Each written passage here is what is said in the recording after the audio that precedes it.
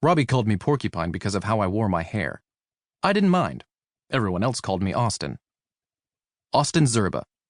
It is Polish. Sometimes in wonder, I can marvel at the connections that spiderweb through time and place. How a dying bull in Tsarist Russia may have been responsible for the end of the world in Ealing, Iowa. It is the truth. When he was a young man, Andrzej Szczerba, who was my great-great-great-grandfather, was exiled from his home in a small farming village called Kowala. Andrzej Szczerba had been involved in a radical movement to resist the imposition of Russian language and culture on Poles. Andrzej, like many Polish boys, hoped that one day his country, which had been treated like a sausage between the dog jaws of selfish neighboring empires, would be able to stand on its own.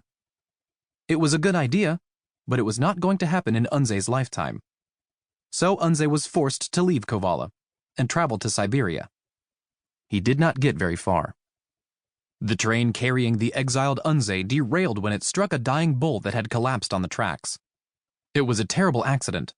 Andrzej was left, presumed dead, abandoned in the middle of a snowy field.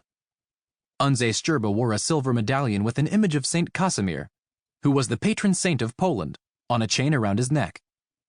He believed Saint Casimir had saved his life in the train wreck, and every day for the rest of his life, Andrzej would kiss the medal and say a prayer, thanking Saint Casimir. It was a fortunate thing for me that Andrzej Szczerba did not die in that snowy field. Wounded, he walked for 2 days until he came to the town of Hrodna, where he hid from the Russians and ultimately married a Polish girl named Aniela Masolka, who was my great-great-great-grandmother.